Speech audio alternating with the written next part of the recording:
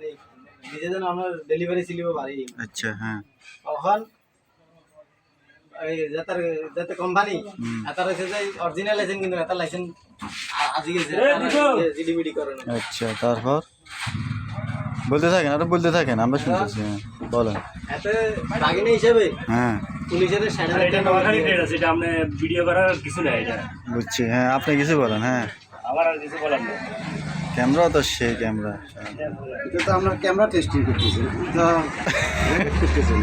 হ্যাঁ তারপর আমরা এটা সেভ হইতো না অলরেডি 37 সেকেন্ড হয়ে গেছে 7,000 টাকা নগদ দিছে কিনলে হ্যাঁ খালি ড্রাইভারের জন্য তারা তো বন্ধ না করে। আচ্ছা এই কারণে 7,000 টাকা দিই হ্যাঁ তাহলে সাংবাদিকের জন্য ছবি তুলে লেগেছে বলেন এটা গেছে সরকারি মামলা। আচ্ছা তারপর হ্যাঁ